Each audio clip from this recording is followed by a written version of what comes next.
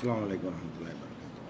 கண்ணியத்திற்குரிய எல்லாம் வல்ல அல்லாஹு ஜல்ல ஷானஹு தஆலாவின் நல்லடியார்களே, மாறும் உலகில் மாறாத இஸ்லாம் என்ற இந்த தொடர் நிகழ்ச்சியிலே 4வது நாளில் நாம் எல்லாம் இங்கே குழுமியிருக்கிறோம்.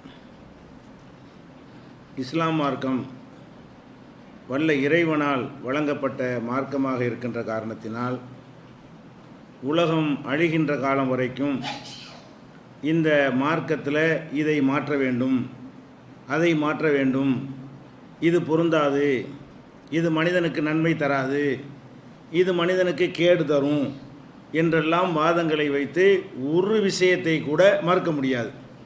அந்த அளவுக்கு எந்த மாறுதலுக்கும் தேவையில்லாத அடிப்படைகளை கொண்டு அல்லாஹ் இந்த மார்க்கத்தை நமக்கு தந்திருக்கிறான். அதில் ஒரு அடிப்படையை நம்ம பார்த்து கொண்டு வருகிறோம். முதலாவது அடிப்படை என்னவென்றால், சக்திக்கு உட்பட்டு தான் நீ செயல்பட வேண்டும். இதுதான் இந்த மார்க்கத்தினுடைய முதல் அடிப்படை. சக்திக்கு மீறிய எந்த ஒரு விஷயத்தையும் அல்லாஹ் என்ன செய்வதில்லை, கஷ்டப்படுத்துவது கிடையாது. இதற்கான நிறைய சம்பவங்கள், நிறைய சட்டங்களை எல்லாம் பார்த்தோம். அந்த தொடர்ச்சியில் இன்னும் சில சட்டங்களை பார்த்துவிட்டு அடுத்தடுத்த காரணங்களுக்கு நம்ம அப்புறம் போகலாம். நம்ம மார்க்கத்தில் 5 நேர தொழுகை இருக்கிறவங்களுக்கெல்லாம் தெரியும். இந்த 5 நேர தொழுகை எடுத்த எடுப்பிலேயே 5 நேரமாக நமக்கு ஆக்கப்படலை. நபிகள் நாயகம் ஸல்லல்லாஹு அலைஹி வஸல்லம் அவர்களை மேராஜ் என்ற விண்வெளி பயணத்திற்கு அல்லாஹ் அழைத்து சென்று 50 வக்து தொழுகையை, 50 நேர தொழுகையை அல்லாஹ் கடமை என்று சொல்கிறான். நபி ஸல்லல்லாஹு அலைஹி வஸல்லம் அவர்கள் அதை பெற்றுக்கொண்டு திரும்பி வரும் பொழுது மூசா நபி அவர்கள் இடைமறித்து அப்படி அல்லாஹ் ஒரு காட்சி ஏற்படுத்துகிறான். எல்லாமே அல்லாஹ்வா செய்கிறது தான். மூசா நபி இப்போ மூத்தா போய் விட்டார்கள். அல்லாஹ் நாடினால் யாரையும் எப்படியும் காட்டுவான். நாளைக்கு நடக்கிறது இன்றைக்கே காட்டுவான், நேற்று நடந்தது இன்றைக்கி காட்டுவான். அந்த அடிப்படையில் மூசா நபி அவர்களை சந்திப்பது போல ஒரு காட்சியை ஏற்படுத்தி அவங்க அதை கிராஸ் பண்ணுறாங்க. எப்படி 50 வக்து தொழுகை எப்படி செய்ய முடியும்? உங்கள் மக்களுக்கு சிரமமாக இருக்குமே, இந்த சட்டத்தை கொண்டு போய் நீங்கள் உங்கள் மக்களுக்கு கொடுத்தீங்கன்னு சொன்னால் அவங்களால் அதை தாங்கிக் கொள்ள முடியாது என்று சொன்ன உடனே திரும்பி வர்றாங்க அல்லாஹ்விடத்தில். அல்லாஹ்விடத்தில் யாரெல்லாம் அந்த மாதிரி தாங்க மாட்டாங்க, இப்படி கொஞ்சம் கொஞ்சமாக குறைத்து கடைசி 5ல் வருது. அப்போவும் மூசா நபி மறித்து என்ன செய்கிறாங்க, இதுக்கும் தாங்க மாட்டாங்க, இன்னும் குறைச்சிட்டு வா, இதுக்கு மேலே போகிறதுக்கு நான் வெட்கப்படுறேன், இதுக்கு மேலே இறைவன்கிட்ட போய் நான் குறைத்து கேட்க வெட்கப்படுகிறேன் என்று சொல்லி நபி ஸல்லல்லாஹு அலைஹி வஸல்லம் சொன்னதாக புகாரியில் 349 இன்னும் ஏராளமான ஹதீஸுகளில் இடம்பெற்றிருக்கிறது. அப்போ கடைசியாக அந்த 5 வக்து ஆக்கும்போது அல்லாஹ் என்ன சொல்லுவான்னு கேட்டால், அல்லாஹ்வுடைய திட்டமே 5 தான். அல்லாஹ் இவங்க கேட்டு கேட்டு குறைக்கிற அளவுக்கு உள்ளவன் கிடையாது. மக்களுக்கு தாங்க மாட்டாங்க என்பது அல்லாஹ்வுக்கு தெரியாதா? இவங்களாம் கேட்டு மூசா நபி சொல்லி அதை ரசூல் ஸல்லல்லாஹு அலைஹி வஸல்லம் எடுத்து சொல்லி அதுக்கு பிறகு தான் அல்லாஹ்வுக்கு புரிஞ்சு, ஆமாம் ரொம்ப கஷ்டமாக இருக்குது அப்படி குறைச்சிட்டானா? இல்லை, அல்லாஹ் எடுத்தடுப்பில் என்ன முடிவு பண்ணிட்டான்னு கேட்டால், இவங்களுக்கு 5 வக்து தான் அந்த கடமை, 50 வக்துடைய நன்மை நம்ம கொடுக்க வேண்டும், 1க்கு 10ஆக இந்த உம்மத்துக்கு கொடுக்க வேண்டும் என்று முடிவெடுத்துட்டான். அதனுடைய முக்கியத்துவத்தை உணர்த்துறதுக்காகத்தான் அல்லாஹ் என்ன செய்கிறான், முதல்ல 50ன்னு சொல்லி 5ஆக்கும் பொழுது தான் 50டைய நன்மை இந்த 5ல் இருக்குது. இதை காட்டுவதற்காக அந்த வாசகத்தை அல்லாஹ் அப்படி சொல்கிறான், ஹிய ஹம்சுன் ஒஹிய ஹம்சூன, இது 5 தான், ஆனால் இது 50 தான். அல்லாஹ் எப்படி சொல்கிறான், 50 கடமையாக்கணும்ல, இது 5 தான். இப்போ 5 குறைச்சி 5 ஆகிடுச்சு, 5 ஆனாலும் இது 50 தான். 50 என்ன, 50 நன்மை உனக்கு தருவேன். லாயு பத்தலுல் கவுல் அதைய, எந்த பேச்சு மாறுதல் என்ற கிடையாது. 50ன்னு சொல்லிவிட்டான்ல, 50 தான். உனக்கு இப்போ 5 கடமையாக்கி விட்டு 50 வக்து தொழுகைகளை பிற சமுதாய மக்கள் தொழுதால் என்ன நன்மை அடைந்தார்களோ அந்த நன்மையை 5 வக்து தொழுகையில் உங்களுக்கு தந்து விடுவேன். அப்போ 1க்கு 10 என்கிற வகையில் நன்மையை அதிகப்படுத்தி நம்ம சிரமத்தை எல்லாம் குறைத்து விட்டான். அந்த காலத்து மக்கள் வேலை வெட்டி இல்லாமல் இருந்தாங்க, 50 முடியும். அப்போ அந்த காலத்து மக்களுக்கு மட்டும் சிரமம் கொடுக்கலாமான்னு கேட்கக்கூடாது. அந்த காலத்து மக்களுக்கு பீச்சு இல்லை, டிவி இல்லை, ட்ராமா இல்லை, சும்மாவே உட்காந்துருப்பாங்க, வேலை வெட்டி இருக்காது, சோத்துக்கு தான் சம்பாதிக்க வேண்டியிருந்துச்சு அந்த காலத்தில். இந்த காலத்தில் சோத்துக்கு மட்டும் சம்பாதிச்சா போதுமா? மேற்கொண்டு டிவி வாங்க சம்பாதிக்கணும், வீடு கட்ட சம்பாதிக்கணும், ஃப்ரிட்ஜ் வாங்க சம்பாதிக்கணும், ஓவன் வாங்க சம்பாதிக்கணும், பைக்கு வாங்க அது அந்த காலத்தில் தேவையில்லை. வெறுமனே அரைக்க அப்படி அரிசிக்கு சம்பாதிச்சா போதும். அந்த மாதிரி காலத்தில் 50 வக்து கொடுத்தாலும் அவங்களுக்கு சிரமம் இல்லை. அப்போவும் அல்லாஹ் சிரமப்படுத்தலை, இப்போவும் சிரமப்படுத்தலை. இந்த சமுதாயத்துக்கு 5ங்கிறானே, இதுவும் சிரமம் இல்லை.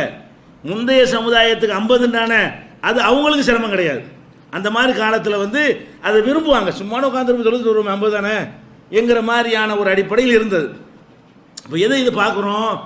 காலத்தை கனுசரிக்கிறான் அல்ல. எப்படிப்பட்ட காலம், வரக்கூடிய காலம் எப்படி இருக்கும், இந்த மார்க்கம் கியாமத் நாள் வரைக்கும் இருக்குமே. இந்த உலகம் போகிற போக்கில் வந்து 50 ஆக்கினா அவன் தாங்குவாங்களா? 50 100 வக்து தொழுகண்டு ஆக்கினா அவனா தொழுவானா? மனிதனுக்கு ஏழுமா? உலகத்தில் புரண்டுக்கிட்டு இருக்குது. அப்போ அந்த காலத்திலையும் செய்வதற்கு ஏற்ற ஒரு அளவு நம்ம கொடுக்க வேண்டும். இந்த மக்களை சிரமப்படுத்திடக்கூடாது. எவனும் இது சாத்தியப்படுமான்னு கேட்க முடியாது. 5 வக்துக்கும் சேர்த்து ஒரு 50 நிமிஷம் ஒரு நாளைக்கு செலவழிக்கிறதுங்கிறது ஒரு 24 மணி நேரத்தில் 1 மணி நேரம் கூட வரல. 24 1 மணி நேரம் கூட வராது. அப்போ இந்த ஒரு சின்ன ஒரு டைமை கூட ஒதுக்க முடியாதுன்னு எவனும் சொல்ல முடியாது. இதை போய் சிரமம்னு சொல்ல முடியாது. சிரமம்னா பிடிவாதமாக வேணும்னு தான் சொல்லுவான். அந்த மாதிரியான ஒரு கணக்குப்படி செய்யும் பொழுது இப்படியெல்லாம் அல்லாஹ் நம்ம மேலே கருணை காட்டி எளிதாக மார்க்கத்தை தந்திருக்கும் பொழுது இதை ஏன் மாற்றணும்? இதை மாற்றணுங்கிறதுக்கு என்ன ரீசன்? அதுக்குரிய தகுந்த ஒரு நியாயம் என்ன? ஒரு நியாயமும் இல்லை. அப்போ அந்த மாதிரியான ஒரு அடிப்படையும் பார்க்குறோம். இதே நேரத்தில் சில பேர் என்ன செய்வாங்கன்னு கேட்டால், அதெல்லாம் சரிதாங்க, 5 சிரமமாக தானே இருக்குது. சில ஆளுக்கு என்ன செய்வாங்க, 5 சிரமமாக தானே இருக்குது. அப்படி ஒன்று கூட சிரமமாக இருக்கும். இந்த மாதிரி ஆட்களுக்கு என்ன இருக்குது, ஒன்று சொன்னால் கூட சிரமமாக தான் இருக்கும். சிரமம் என்பதை நம்ம எப்படி புரிஞ்சுக்கணும்னு கேட்டால், ஒரு சிரமத்திற்கு பின்னாடி ஒரு நன்மை இருக்குமே, ஆனால் அதை யாரும் சிரமம்னு சொல்ல மாட்டாங்க. சோறு திங்கிற சிரமம் இல்லையா, இப்படி இப்படி எடுத்து எவ்வளோ கைக்கு எவ்வளோ வேலை, வாய்க்கு எவ்வளோ வேலை, அதுக்கு பின்னாடி ஒரு நன்மை இருக்குது. அந்த சாப்பாட்டுக்கு பின்னாடி ஒரு நன்மை இருக்கிறதுனால கை கொஞ்சம் கஷ்டப்பட்டால் கஷ்டப்பட்டு போகுது, வாய் கொஞ்சம் கஷ்டப்பட்டால் கஷ்டப்பட்டு போகுது, குடல் கொஞ்சம் கஷ்டப்பட்டால் கஷ்டப்பட்டு போகுதுன்னு கஷ்டப்படுறோம். இது யாராவது சிரமம் தான். இது வெளியே இருந்து பார்த்தா ஏன் இப்படிங்கிறாங்கன்னு தெரிகிற மாதிரி இருக்குமா இல்லையா? இந்த சாப்பிட்றதுனா என்னன்னு தெரியாத ஒரு புது படைப்பை படைச்சி அவனை ஒத்துப்பாக என்ன செய்வான், என்னடா இப்படி இப்படிங்கிறாங்க, பழிக்காத கை, அப்படி அவன் நினைப்பான். அப்போ அந்த மாதிரியான ஒரு காரியத்தை நம்ம செய்கிறோம். அதற்கு பின்னாடி ஒரு நன்மை இருக்கிறத கருத்தில் கொள்ளும்போது இதை ஒரு யாரும் சிரமம் ரொம்ப கஷ்டமாக இருக்க கையை தூக்கி அப்படி யாரும் சொல்லியிருக்கோமா? என்னைக்காவது சொல்ல மாட்டோம். ஏன்? நன்மை, அதுக்கு பின்னாடி கிடைக்கக்கூடிய நன்மைகள், அதுக்கு பின்னாடி நன்மை இருக்கிற எந்த காரியமாக இருந்தாலும் அதை மனிதன் சிரமம்னு சொல்கிறதே கிடையாது. இப்போ இஸ்லாத்தை பொறுத்த வரைக்கும் எந்த ஒரு சட்டத்தை உங்களுக்கு சொல்லியிருந்தாலும் ஒன்று அதில் உங்களுக்கு கேடு இருக்காது. ரெண்டாவது, இந்த உலகத்தில் உங்களுக்கு நன்மை இருக்கும், மறுமையிலும் இன்னொரு நன்மை தனியாக இருக்கும், உலகத்திலே உங்களுக்கு நன்மை இருக்கும் என்பதை இந்த நவீன உலகத்தில் இப்போ தொழுகையை பற்றி ஆராய்ச்சி பண்ணி கண்டுபிடிக்கிறான். என்ன கண்டுபிடிச்சிருக்கிறான்? யார் கண்டுபிடிக்கிறதா முக்கியமானது? இஸ்ரேல் தான். இன்னைக்கு இருக்கிற இஸ்லாமிய எதிரிகளில் முதலிடம் யாருக்கு இருக்குது? இஸ்ரேலுக்கு இருக்கிறது. அவங்க இஸ்லாத்தையும் முஸ்லீம்களையும் எப்படியாவது அழித்து விட வேண்டும் என்பதற்காக அன்றிலிருந்து முயற்சி பண்ணுறாங்க. ரசூல் ஸல்லல்லாஹு அலைஹி வஸல்லம் காலத்தில் ஆரம்பித்த அந்த தொடர் முயற்சி இன்னைக்கு வரைக்கும் நடந்து கொண்டே இருக்கிறது. அதையெல்லாம் மீறி வளர்ந்து கொண்டும் இருக்கிறது. அவர்கள் இப்படி சின்னதாக இருக்கிறார்கள். அவங்க என்னதான் திறமையெல்லாம் வச்சு காட்டினாலும் அதெல்லாம் தாண்டி இஸ்லாம் தாறுமாறாக பெருகிக்கிட்டே இருக்குது. அவன் வளர்ந்த மாதிரி தெரியல, மக்கள் தொகை அதிகமாக பெருகிக்கிட்டு தான் இருக்கிறோம். ஆனால் அந்த மாதிரியான ஒரு இஸ்ரேல் நாடும் அமெரிக்காவும் அது மாதிரியான ஒரு எண்ணம் உள்ள நாடு தான். இஸ்லாத்தினுடைய வளர்ச்சியை தடுக்கணும் என்ற ஒரு நாடு. இது உலகத்துக்கு தெரிஞ்ச ஒரு விஷயம். அவங்க 2 பேரும் கூட்டணி வைத்து கொண்டு தான் எல்லாம் செய்வாங்க. முஸ்லீம்களை அழிக்கிறதா இருந்தாலும் சரி, அரபு நாடு மிரட்டுறதா இருந்தாலும் சரி, இஸ்ரேல் அமெரிக்காவும் கூட்டணியாக தான் இருப்பாங்க. அந்த மாதிரியான ஒரு அடிப்படையில் இருக்கும் பொழுது அவங்க 2 பேரும் இப்போ ஆராய்ச்சி பண்ணுறாங்க. என்ன ஆராய்ச்சி பண்ணுறாங்க? இப்போ அமெரிக்காவில் வந்து ஞாபக மறதி நோய் 65க்கு மேலே மனுஷனுக்கு வரும். 60 வயசு வரை 65 வயசு ஒரு மாதிரி வண்டி ஓடும்.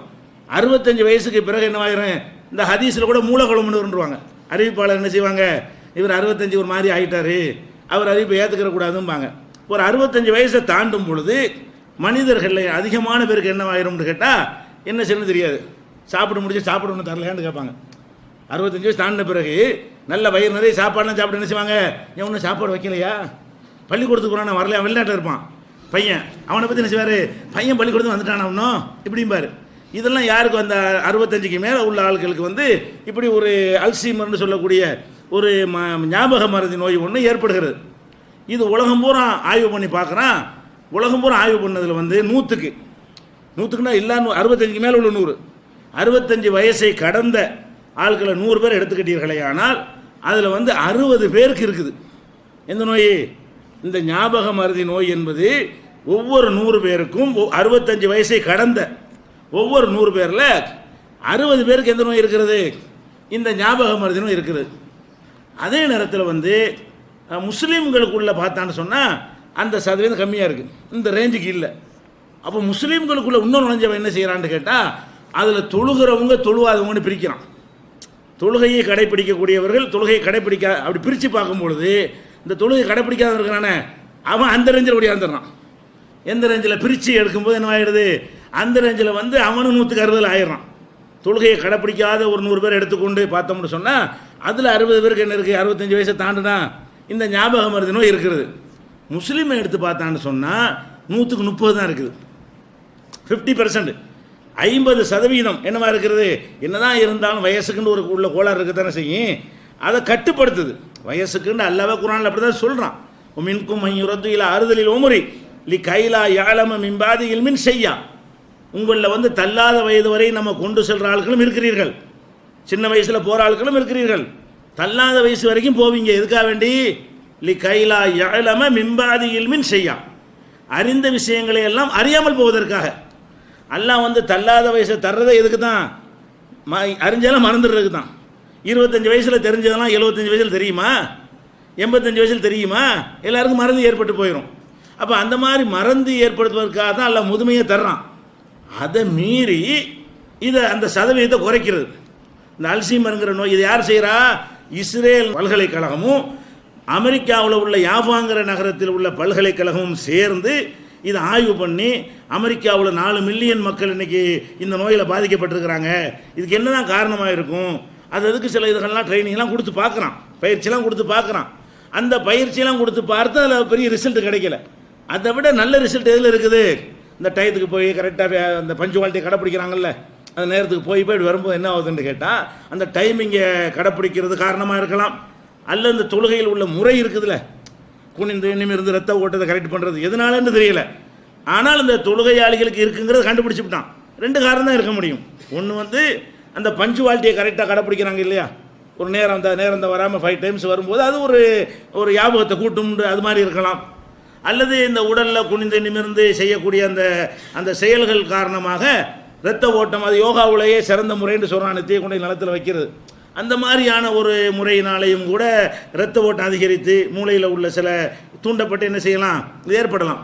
எதனால் ஏற்படுதோ, இப்போ நம்மளும் நாளைக்கு 65 அடையலாம்ல, 65க்கு மேலே போகலாம்ல, அப்போ நம்மளும் மூளை கொழும்புனால நிற்கலாமா, அப்போ நமக்கு மரியாதை இருக்காது. இப்போச்சும் ஒரு மாதிரியாக சமாளிச்சுட்டு போயிடலாம். 65க்கு மேலே ஞாபகம் மருதியாக போயிட்டுன்னா பெத்த மகனை உங்களை திட்டுவான், உனக்கு இதே வேலையாக போச்சுமா, பொண்டாட்டி திட்டம், வீட்டில் உள்ள எல்லாருமே சொந்தக்காரன் திட்டுவாங்க, நரக வேதனையாக போயிருமா இல்லையா. அப்போ நாளைய சேமிப்புக்கு உதவுதா இல்லையா இது.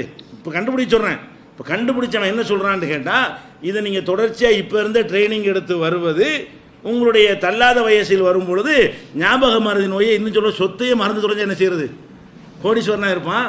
65 கிலோ மறந்து நான் சொன்னால் அப்போ கொடுத்த கடை ஞாபகம் இருக்காது.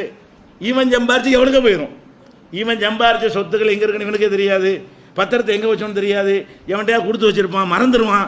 அப்போ இந்த மாதிரியா வந்து அந்த பெட்டியில் வச்சவங்க எடுமாங்க இருக்காது, ஏன் யார்கிட்டே கொடுத்துருப்பான். அப்போ இவன் வந்து இந்த ஞாபக மருதி நோயை ஆகுறதுனால இவனுக்கும் கஷ்டம், இவன் பாடுபட்டு கஷ்டப்பட்டு சம்பாதிக்கிறான் பாருங்க, எல்லாம் போயிருமே. மறந்துட்டா முடிஞ்சு வச்சுருங்க, அதை கொடுத்த கடனை மறந்துட்டா, வச்ச இடத்துல மறந்துட்டா, பொதிச்சு வச்ச இடத்துல மறந்துட்டோம்னு சொன்னால் அது நம்ம கஷ்டப்பட்டு நமக்கு இல்லாமல் போயிடுது. எது கஷ்டப்பட்டோம், எதுக்கு சம்பாதிச்சோம், நம்ம பிள்ளைங்க நல்லா இருக்கணுங்கிறதுக்காக வேண்டி, அது நமக்கு உதவுதா. அப்போ நம்ம என்ன யோசிச்சு பார்க்கணும், இப்போ கண்டுபிடிச்சதை சொல்கிறா, இது ஒன்று தாண்டி இல்லை, இன்னும் நான் ஒரு கேடையும் கண்டுபிடிக்க இயலாது, நன்மை தான் கண்டுபிடிச்சிட்டே இருப்பான். இப்போ கண்டுபிடிச்சி சொல்கிறது இதை சொல்கிறான். அதுபோக சுகாதாரம், கையை கழுவுறோம், முகத்தை கழுவுறோம், ஒரு நாளைக்கு பல் துளக்குள்ள எவ்வளோ நன்மை சொல்கிறான். 5 நேரம் பல் துளக்குற எந்த மதமாவது இருக்குதா, எந்த ஒரு டாக்டராவது 5 நேரம் பல் துளக்குறதுக்கான ஒரு ஷெட்யூல் போடுறானா, நமக்கு மட்டும் தானே இருக்குது. 5 நேரம் ஒழுங்கு செய்கிறோம், 5 நேரம் பல் துளக்குறது, 5 நேரம் முகம் கழுவுறது, 5 நேரம் சுத்தமாக இருப்பது, இதுகளெல்லாம் எக்ஸ்ட்ரா ஒரு ஆரோக்கியத்தையும் தருகிறது. இதில் என்ன நன்மை நாளை கண்டுபிடிச்சி சொல்ல தான் போகிறான். அப்படி ஒவ்வொரு நன்மைகளாக பின்னாடி வந்து கொண்டே இருக்கும். அப்போ சிரமங்கிறது நீங்கள் என்ன விளங்கிடக்கூடாது, நம்ம நன்மைக்காக வேண்டி தரக்கூடிய ஒரு ஊசி போடுறான், சிரமம் தானே. ஊசி போட்டால் தலைவலி போகணும்னா போட்டு தானே ஆகணும். வைத்த வலி யாருக்கு துடிக்கிறீங்க, டாக்டர் ஊசி போடுறான், ஊசி போட்டால் வலிக்குமா வலிக்காதா, அது கஷ்டமா இல்லையா, வலி தாங்கிறது ஒரு கஷ்டம், ரூபாயை கொடுக்குறது கஷ்டமாக இருக்கும், 200 ரூபா கேட்குறாரு டாக்டரு, அது கூட கஷ்டமாக தான் இருக்குது. வேறு என்ன செய்யுது, அந்த கஷ்டம் வந்து ஒரு நன்மைக்காக செய்கிறோம். ஒரு நன்மைக்காக செய்கிற கஷ்டத்தை எவனும் கஷ்டம் என்று சொல்வது கிடையாது. அப்போ அந்த கஷ்டம் உனக்கு வேணாம், இந்த கஷ்டம் வந்துடப்போம், அது கஷ்டம்னு நினச்சின்னு சொன்னால் வைத்த வழியில் கடந்து சாவப்போகிறோம் அப்படின்னு வந்துடுமா இல்லையா. அப்போ நன்மைக்காக வேண்டி வர்ற கஷ்டங்களை எல்லாம் கஷ்டம்னு நம்ம சொல்லவே கூடாது. அப்படி பார்த்தோம்னு சொன்னால் இஸ்லாத்தில் இப்படி ஏதாவது இருக்கா, எந்த ஒரு வணக்கத்தையாவது சொல்லி பார்த்தீங்கன்னா மற்ற மற்ற மார்க்கங்கள்லாம் பார்த்தீங்கன்னா நிறைய வந்து சடங்குகளை உண்டாக்கியிருப்பாங்க. என்ன சடங்கு? அழகு குத்திக்கிட்டு இப்படி குத்திக்கிடுவாங்க, அந்த இடத்துல தொங்குவாங்க, முதுகில் கொக்கி போட்டு. இப்படிலாம் உங்களுக்கு இதில் நன்மை காட்ட முடியுமா? இதுக்கு இப்படி தீ மிதிக்கிற நன்மை விஞ்ஞானம் ஆராய்ச்சி பண்ணி தீ மிதிக்கிறதுனால அது தூண்டப்பட்டு அப்படி ஏற்பட்டு அப்படி தான் இருக்குன்னு சொல்ல முடியுமா? பைத்தியம் முடிக்கணும்னா சொல்லுவானே தவிர தூண்டுற ஒரு நன்மையும் கிடையாது. அப்போ உங்களுக்கு சொல்லக்கூடிய காரியங்களில் கண்டிப்பாக கேடு கிடையாது. இந்த தொழுகைங்கிற இந்த வணக்கத்தினால உங்களுக்கு ஏதாவது கேடு இருக்குதா? இன்றைய நவீன உலகத்தில் எடுத்துக்கொண்டோம்னு சொன்னால் வீடுகளில் இருக்கிற வசதிகளை விட அல்லாஹ்வுடைய ஆலயத்தில் நல்லா செஞ்சு வச்சுருக்கிறாங்க. எத்தனை வீடுகளில் பாத்ரூம் வசதிலாம் கிடையாது, குளிக்கிற கூட வசதி இருக்காது, குளத்தில் போய் குளிப்பாங்க இத்தனை கிராமங்களில். அந்த வசதிகள்லாம் எங்கே இருக்குது? அல்லாஹ்வுடைய ஆலயத்தில் அவ்வளோ சுகாதாரமாக அவ்வளோ சுத்தமாக வேறு ஆலயங்களில் அவ்வளோ நெருங்க பார்க்க முடியாது. ஒரு எண்ணெய் கரையாகவும் பிசுக்காகவும் அது மாதிரியா ஒரு தன்மையாக இருக்கும் பார்த்தாலே. அப்படி இல்லாமல் எவ்வளோ நீட்டாக ஒரு சுத்தமாக இருக்குது. இதில் என்ன உங்களுக்கு கஷ்டம்? இந்த மாதிரியான கஷ்டம் நினச்சிடக்கூடாது. எங்களுக்கு பேசிக்கே கஷ்டமாக இருக்குன்னு நினச்சிடக்கூடாது. இதெல்லாம் நன்மையை நாடி. கஷ்டம்னு சொன்னால் உன்னால் தாங்க முடியும். இதை செய்கிறதுனால உனக்கு சம்பாத்தியம் பாதிக்குமா? இதை செய்கிறதுனால உன்னுடைய மனைவி மக்களோட சந்தோஷமாக இருக்கிறது பாதிக்குமா? இதை செய்கிறதுனால உன்னுடைய பொருளாதாரத்துக்கு பெரிய நஷ்டம் ஏற்பட்டு போயிடுமா? ஒன்றும் கிடையாது, தாங்க முடிகிற அளவுக்கு தான். அப்போ இந்த வணக்க வழிபாடுகள் ஒரு சிரமமாக இருந்தாலும் எல்லாமே சிரமம் தான். அவர் பார்த்தா அந்த சிரமத்திற்கு பின்னாடி உள்ள நன்மையை கருத்தில் கொண்டு அதை வந்து சிரமம் என்றும் எடுத்துக்கொள்ள மாட்டோம். அந்த மாதிரி இதை எடுத்துக்கொண்டோமே ஆனால் இது சிரமம் கிடையாது. இப்படி நம்ம இதையும் புரிந்து கொள்ள வேண்டும். இப்படி இந்த மார்க்கத்தில் இருக்கிறது. அதே போல் நோன்பு இருக்கிறது.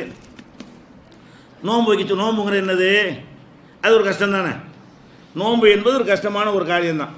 அப்போ இந்த நோம்பில் கூட எல்லாம் என்ன செய்கிறான்னு கேட்டால், சில பேருக்கு ரொம்ப கஷ்டம். நோன்பு பொதுவாக கஷ்டம், சில பேருக்கு அதிக கஷ்டமாயிரும். யாருக்கு அதிக கஷ்டம்?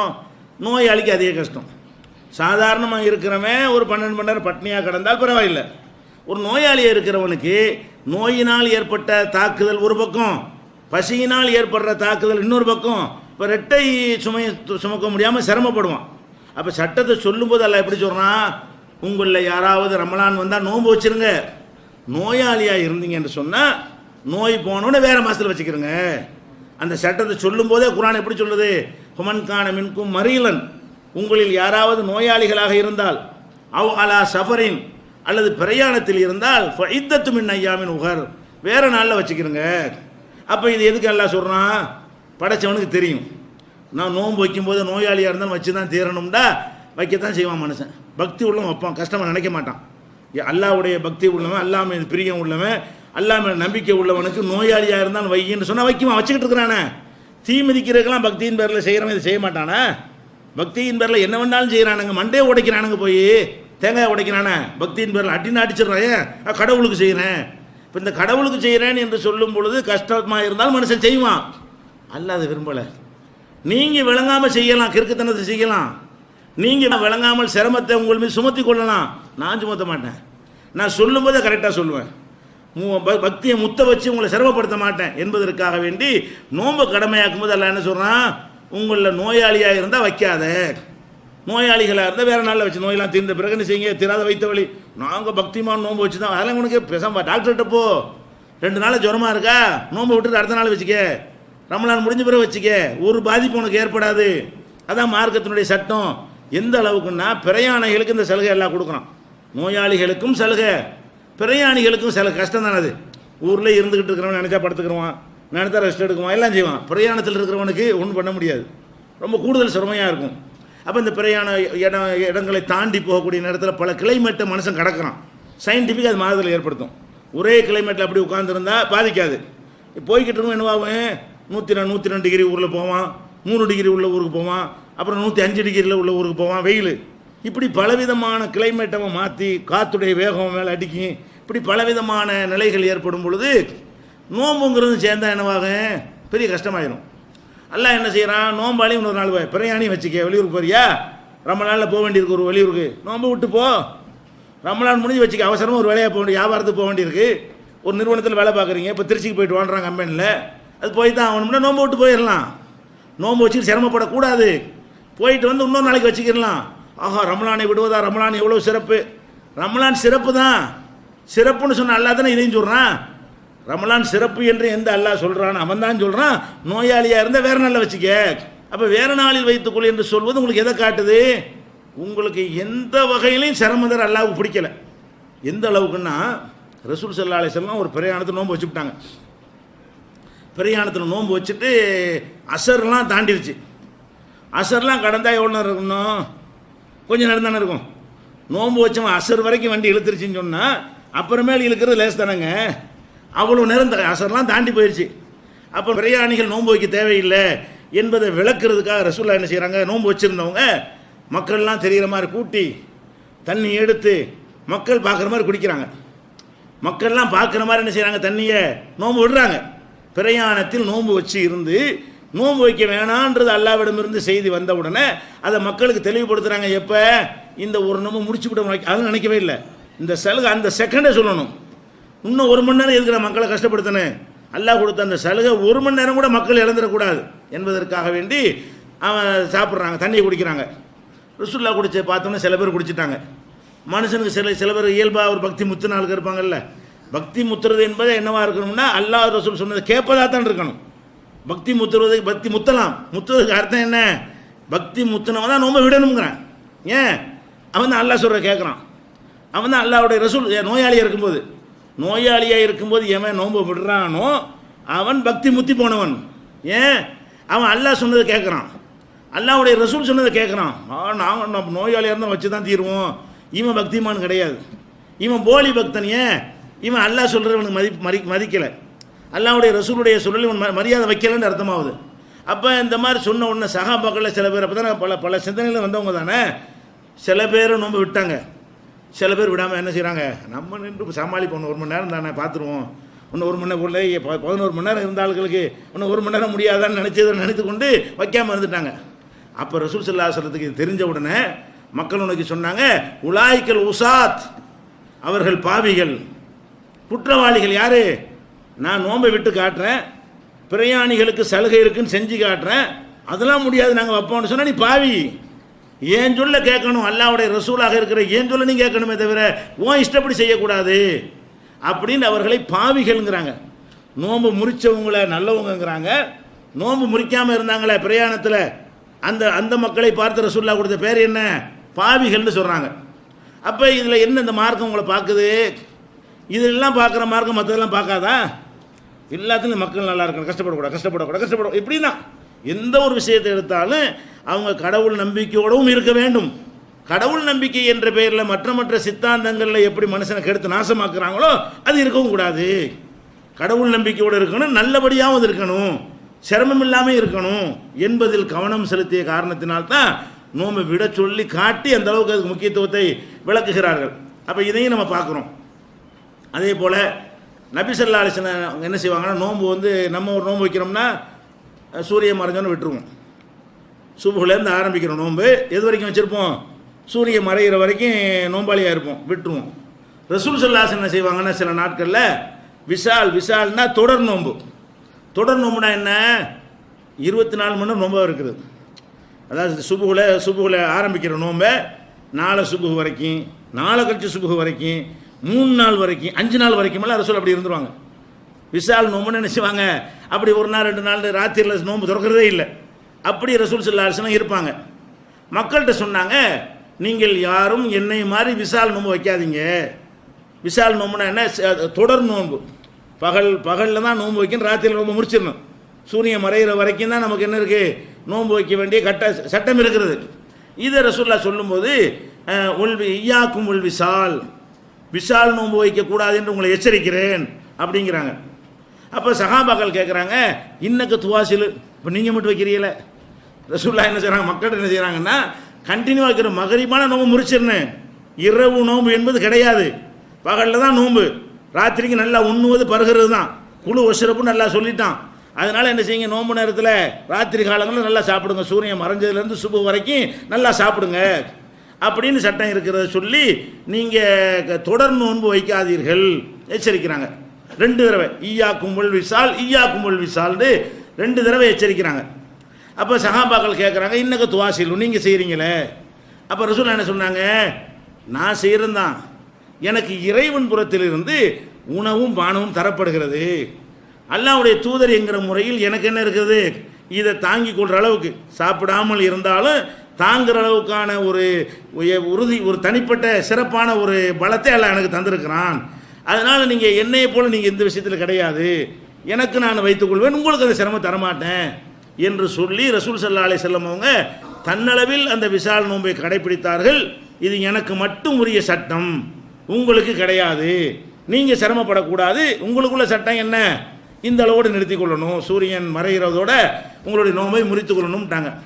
இது எவ்வளோ லேசாக இருக்குது அப்படின்னு சொன்னால், லேசாக தர நோம்பே கஷ்டம் தானேயா, லேசுங்கிறீங்க, 24 12 மணி சாப்பிடாம இருந்தால் அது கஷ்டம் இல்லையான்னு ஒருத்தன் கேட்பான். அவன் என்ன கேட்பான், லேசுங்கிறீங்க, 12 மணி நேரம் சாப்பிடக்கூடாதுன்னு சொல்லிவிட்டு லேசானதா இது? நோயாளி நோன்பு வைக்கக்கூடாதுன்னா லேசாக போயிடுமா? பிரயாணி நோன்பு வைக்கக்கூடாதுன்னு லேசாக போயிடுமா? ஊரில் இருக்கிறவனுக்கு கஷ்டமாக தானே இருக்குது அப்படின்னு கேள்வி வரலாம்ல. அல்லா எல்லாம் லேசாக செய்கிறான், லேசாக செய்கிறாங்கிறீங்க, நோன்பு பார்த்தா லேசாக இல்லையே அப்படிங்கிற மாதிரி யார் கேட்பா? நம்ம கேட்காட்டாலும் இதை மாற்றி தான் ஆகணுன்ற ஒரு கேள்வி கேட்க நினைச்சால் கேட்கலாம். வெளியே இருந்து கொண்டு இஸ்லாத்தில் ஏதாவது மாற்றணும்னு சொல்கிறதா இருந்தால் எதில் கேள்வி கேட்கலாம்? நோன்புல கேட்கலாம். என்னங்க எல்லாம் லேசுங்கிறீங்க, சரிதான், கஷ்டப்படுத்த மாட்டேங்கிறீங்க, சரிதான், காலையிலேருந்து ராத்திரிக்கு சாப்பிடாத கஷ்டம் இல்லையா? அது ஒரு வேளை சாப்பிடாம மனுஷனுக்கு இருக்க முடியுமா? நீங்கள் இந்த மாதிரி பகல் பூரா சாப்பிடாம தண்ணி கூட குடிக்கக்கூடாதுன்னு சொல்லி வச்சுருக்கிறீங்களே, இதை மாற்ற தானே வேணும் அப்படின்னு சொல்லும் பொழுது அது பார்க்க என்ன செய்யும்? ஆமாம், இது மட்டும் அது சவக்க செய்வாங்க, இது மட்டும் அப்படி தான் இருக்குது அப்படி பதில் சொல்லுவாங்க. கிடையவே கிடையாது, இதுவும் சிரமம் கிடையாது. எது? நீங்கள் இந்த நோன்பு வைக்கிறீங்களே, இந்த நோன்பு வைப்பது ஒன்றுமே சாப்பிடாமல் இருக்குதே, இது கஷ்டமா இது சிரமமான்னு கேட்டால் இதை இப்போ கண்டுபிடிக்கிறான் விஞ்ஞானி. நோன்பை பற்றி ஆராய்ச்சி பண்ணுறான், எல்லாத்தையும் பண்ணிட்டு இருக்கிறாங்க, வேலையை விட்டு இல்லாமல் இல்லை. அவங்க ஆய்வுன்னு செய்வாங்க, என்னத்தையாவது செஞ்சுட்டே இருப்பானுவானுங்கதா. அப்புறம் இப்போ ஒவ்வொரு பொருளை பற்றி ஏதாவது ஆராய்ச்சி பண்ணிட்டு இருப்பாங்க, அதில் நல்லது அடங்கிடும். கிறுக்குத்தனமாக நம்ம ஆராய்ச்சி பண்ணுவாங்க, அவங்களுக்கு ஏதாவது வேலை இருந்துகிட்டே இருக்கணுமா இல்லையா?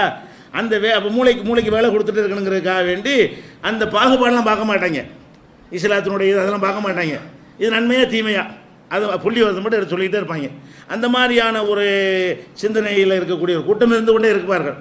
அந்த விஞ்ஞானிகள் என்ன செய்கிறாங்கன்னு கேட்டால், இப்போ ஆய்வு பண்ணி சொல்கிறாங்க, மனிதர்கள் நீண்ட இடைவெளிக்கு ஒன்றும் சாப்பிடாமல் உடம்புக்கு ஓய்வு கொடுத்தால், குறைஞ்சபட்சம் வாரத்துக்கு 2 நாள் அது மாதிரி ஓய்வு கொடுப்பார்களே, ஆனால் அவங்களுக்கு அந்த அல்சிமருங்கிற மறதி நோய் இருக்க அதுவும் வராது, மூளை தேய்மான நோயின்னு இருக்குத அதுவும் வருவதில்லை என்று சொல்லி அது காரணத்தை என்ன செய்யறான்? விலங்குகளுக்கு சோதிச்சு பார்த்தா முதல்ல மிருகங்களுக்கு என்ன செய்யறான்னு கேட்டால், சில மிருகங்களுக்கு பகல் பூரா நல்லா சாப்பாடை கொடுக்குறது, சில மிருகங்களுக்கு பகல் ஒன்றுமே கொடுக்குறது இல்லை. 2 டைம் நான் காலையில் ஒருக்கா கொடுக்குறது, ராத்திரி ஒருக்கா கொடுக்குறது, ரொம்ப லாங் டைம் பிரேக் விட்டுருவாங்க. இப்போ இந்த மிருகம் அந்த மிருகத்தை வைத்து அதனுடைய மூளைத்திறனை ஆராய்ச்சி பண்ணி பார்த்தா அதனுடைய மூளை நல்லா ஷார்ப்பாக இருக்குது. எந்த மூளை? அறவே இப்போ ஒரு லாங் டைம் சாப்பிடாமல் இருக்குது பாருங்கள், அந்த மிருகங்களுடைய மூளையெல்லாம் நல்லா தெளிவாக கூர்மையாக இருக்கிறது. இந்த இதுகள்லாம் என்ன செய்யறதுன்னா, அந்த மூளைத்திறனில் தெரியுமில்ல, கண்டுபிடிக்கும் போது அந்த ஆய்வில் இது கொஞ்சம் மோசமாக இருக்குங்கிறத கண்டுபிடிக்கிறாங்க.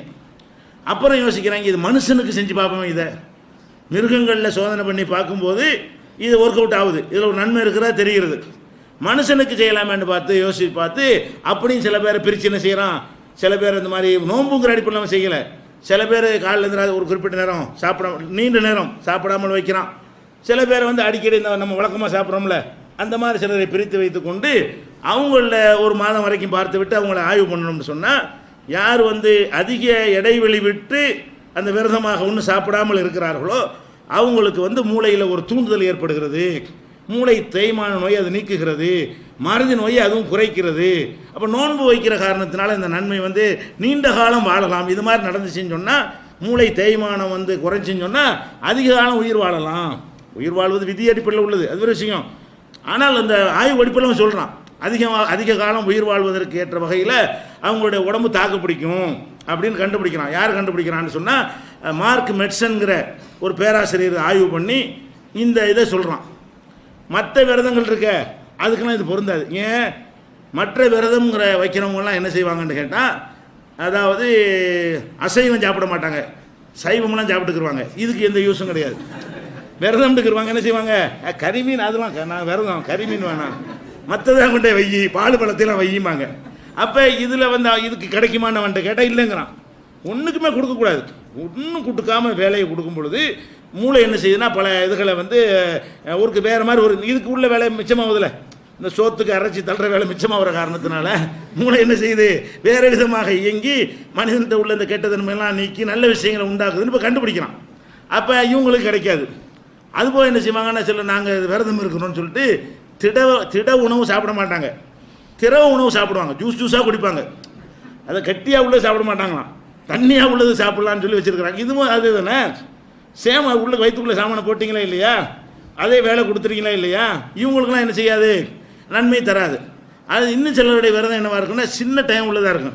விரதம் இருக்கிறோம், அங்கே விரதம் எவ்வளோ நேரத்துக்கு, 11 மணி 12 மணி வரைக்கும் விரதம்னா என்னது, 11 மணிக்கு விரதம் இருப்பாங்க, 12:30 மணிக்கு மத்தியானம் சாப்பாடு என்ன செய்யறது, விரதத்தை முடிச்சிடுறது. இப்படியான ஒரு அது லாங் டைம் இருக்கணுமா. இந்த விரதம் டெய்லி இருக்கிறோமே, இந்த 1.5 மணி நேரம் 2.5 மணி நேரம் தான் டெய்லியாக தான் நடக்குது. 1 மணி நேரத்தில் சாப்பிட்டா இருக்கிறோம், காலைல சாப்பிட்டா மத்தியானம் வரைக்கும் 4 மணி நேரம் கிடைக்கத்தானே செய்யுது. இதில் பயன் கிடையாதான். அவன் என்ன சொல்கிறான்னு கேட்டால், ஒரு பாதி நேரத்தை விட்டுடணும். அதுக்கு நெருக்கமாக நம்மளுடைய இது வருது, 12 மணி நேரம் 13 மணி நேரம் என்ன செய்யணும், ஒன்றும் திங்காமல் விடு. அப்படி விடக்கூடிய நேரத்தில் மூளையில் நிறைய பாதிப்புகள், சில ரசாயனங்கள் சுரக்கிறது, அதன் மூலமாக நிறைய நன்மைகள் ஏற்படுகிறது, உடம்புல நிறைய ஆரோக்கியத்தை ஏற்படுத்துகிறது. இப்படி வாரத்துக்கு 2 வைக்கிறது நல்லதுங்கிறவர் சொல்கிறான். ரசூலுல்லாஹ் செஞ்சாங்க, வாரத்துக்கு 2 வைக்கிற சுன்னத்தாக்குனாங்களா இல்லையா. திங்கக்கிழமை வியாழக்கிழமை நோன்பு வைப்பதே ரசூல் ஸல்லல்லாஹு அலைஹி வஸல்லம் சுன்னத்துன்னு சொன்னாங்க. வாரத்துக்கு 2 நாள் வைத்து கொண்டு வந்தால் அதில் நன்மை. இதை ரமலானில் 30 நாளைக்கு வச்சிங்கன்னா அது இன்னும் கூடுதலான ஒரு நன்மை. இந்த நோன்பை தவிர எந்த மதத்தினுடைய விரதத்துக்கு இந்த நன்மை கிடையாது. அப்போ இந்த பசிக்கிறதுங்கிற ஒரு கஷ்டத்தை நம்ம பெறுற காரணத்தினால பிறகு கூட நன்மை இருக்கா இல்லையா, அந்த நன்மைக்காக இது கஷ்டத்தை சகிச்சிக்கிற வேண்டியதானே. இது சில கஷ்டத்தை எல்லாம் தர்றான்னு சொன்னால், வயிற்றில் கட்டி இருந்து ஆப்ரேஷன் பண்ணுறான்ல, ஆப்ரேஷன் கஷ்டம்தான், கட்டி எடுக்கிறது பண்ணி தானே ஆகணும்னே. அந்த கட்டியை நீக்குவதற்காக ஆப்ரேஷன் பண்ணும் பொழுது அது சிரமமாக தான் இருக்கும். ஆப்ரேஷனுக்கு பின்னாடி உள்ள நன்மையை கருதி பார்த்தால் சிரமமாக தெரியாது. அப்போ இந்த நோன்பு என்கிற ஒரு நன்மையை கருதி பார்த்தோம் என்று சொன்னால், அப்போ ஒரேடியாக போட்டுகிட்டே இருக்காமல் அந்த மூளைக்கு சில ஓய்வுகள் கொடுக்கணும், உடல் உறுப்புகளுக்கு ஓய்வு கொடுக்கணும், ஒன்றும் உள்ளே போகக்கூடாது, தண்ணி கூட போகக்கூடாதுன்னு சொல்லும் பொழுது தான் அது வேறு மாதிரி வேலை செய்ய ஆரம்பிக்கும். இல்லாட்டி அதே டென்ஷன்லேயே இருக்குமா இல்லையா. இப்போ நம்மளே ஒரு படிப்பில் ஈடுபட்டு புத்தகத்தை படிச்சுருந்தான்னு வைங்க, அவன் மண்டையில் ஏறுமா, படிச்சுக்கிட்டே இருக்கணும், போய் விளையாடணும், அப்படி பொண்ணு மாதிரி வந்து படிக்கணும், அப்போ தான் மண்டையில் ஏறும். 12 மணி நேரம் புத்தகத்தை கொடுத்தா என்னவாகும். இப்போ நம்ம வேலை அதை நடந்துக்கிட்டு இருக்குது. காலையில் திங்கிறோமா, திங்கிறது 1/2 மணி நேரமாக இருந்தாலும் அதுக்கு உரிய ஒர்க்கு மத்தியானம் வரைக்கும் நடந்துகிட்டே இருக்குது. சாப்பிட்டு 1/2 மணி நேரம் தான், அது அரைச்சி கிரைச்சி தள்ளுற வேலை என்ன செய்யும், அப்போ தானே பசிக்குது. எல்லாம் முடிஞ்சிருச்சுன்னு சொல்லும்போது மரப்பைத்த உள்ள தள்ளிடுறோம், வேலை முடிஞ்சிருச்சு ஃபினிஷ் ஆகிடுச்சுன்னு என்ன செய்யுது, அடுத்த வேலைக்கு போய் சாப்பிட்றோம். இப்படியே ஒரு நரம்புக்கும் உடம்புக்கும் குடலுக்கும் இதயத்துக்கும் எல்லா மூளைக்கும் வேலை கொடுத்துட்டு இருந்தால் அந்த உடம்பு இப்படி நல்லா இருக்கும். அதற்குரிய ஓய்வே நோன்பு தான். நோன்பு தான் என்ன செய்யுது, ஃபுல் ஓய்வாகிடுது, அவனுக்கு எதுவுமே கிடையாதா.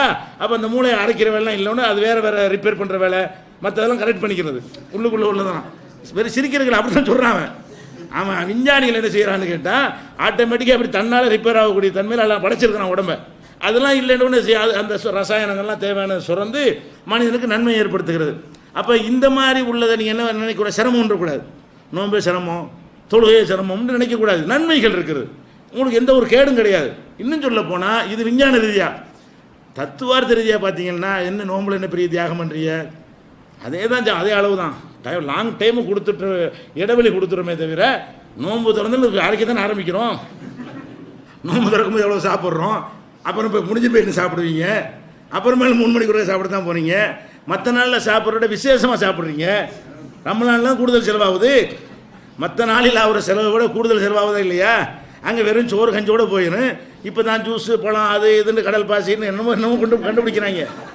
அந்த அளவுக்கும் போட்டு செலவழிச்சு என்ன செய்யணும், உள்ள தள்ளிக்கிட்டு தானே இருக்கிறோம். அளவு ஒன்றும் குறைஞ்சி போயிடல, அளவுலாம் குறையல, பலவீனமெல்லாம் ஆக மாட்டோம்.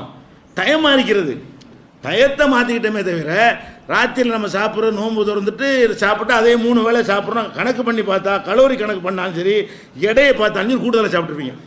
இந்த சாப்பிட அளவை எடை போட்டு பார்த்தாலும் அது கூடுதலாக இருக்கும். கலோரி அதிகத்தை பார்த்தாலும் என்ன செய்யுது, இதெல்லாம் கலோரி ஜாஸ்தி சாப்பிட்றோம். இனிப்பில் நல்ல கலோரி இருக்கிறது, பேரிச்சம்பழத்தில் நல்ல கலோரி இருக்கிறது, ரோஸ் மில்க்கு பால் நிறைய சாப்பிட்றீங்க, அதில் கலோரி இருக்குது. எல்லாமே கலோரி உள்ள சாமான்கள் தான் நோன்பு திறக்கும்போது சாப்பிட்றோம். அதுலேயும் இப்போ மட்டன் டெய்லி ஏதாவது இருந்தால் தான் உள்ளே போகுது. அப்படி எல்லார் வீட்டிலும் என்ன செய்கிறாங்க, ஏதாவது நான்வெஜ்ஜை போட்டு தான் அதை நினைக்கிறாங்க அதிகமாக. அப்போ என்ன நமக்கு ஒரு பாதிப்பு, தத்துவ ரீதியாக பார்த்தாலும் நோன்பு ஒன்றும் கஷ்டம் கிடையாது. மனசுக்கு ஒரு பயிற்சி கொடுக்குறோம். அது என்ன இருக்குது, பகலில் ராத்திரிலையும் இதே மாதிரி பட்னியாக கிடந்தோம். ஆனால் ராத்திரியில் பட்னியாக கிடக்கும்போது நமக்கு தெரியாது. நம்ம அது உணரலை, தூங்கிடுறோம். பகலில் முடிச்சிட்டு இருக்கும்போது தான் அது வேலை செய்யுது கரெக்டாக. பசிக்குது ஆனால் சாப்பிட மாட்டேன் அப்படிங்கிற மாதிரி நம்ம முழிச்சு கொண்டே இருக்கிற ஒரு வேலையை செய்கிறோமே தவிர பெருசாக ஒன்றும் நம்ம இழந்து விடவில்லை. அப்போ இப்படி பார்த்தா நோன்பை எதுக்கு மாற்றணும்? எல்லாரும் வைடான்னு சொல்கிறான் விஞ்ஞானி, நீ மாற்றணும்னு சொல்ல வர்ற. விஞ்ஞானி என்ன சொல்கிறான்? எல்லாரும் வைங்கடான்னு அமெரிக்காவில் சொல்கிறான். அமெரிக்க மக்களுக்கு சொல்கிறான், உங்களுக்கு இந்த மறதி நோயில் நீங்கள் தப்பிக்க வேண்டுமானால் நோன்பு வைங்கன்னு சொல்ல மாட்டேங்கிறான். நீண்ட நேரம் சாப்பிடாம இருங்க, வாரத்துக்கு 2 நாளாச்சும் கடைப்பிடிங்கன்னு யாருக்கு சொல்கிறான்? அமெரிக்க விஞ்ஞானிகள் அமெரிக்க மக்களுக்கு இந்த ஒரு போதனையை செய்கிறான். அப்போ எதை மாற்றணும்? இதை மாற்றணுமா அதை மாற்றணுமா? எதை மாற்ற சொல்கிற? மாற்றுறதுக்கு வேலையே இல்லை. இதன்படி நீ ஓடி வந்து கொண்டு இருக்கும் பொழுது நாங்கள் இந்த நல்ல ஒன்று நாங்கள் மாற்றணும்.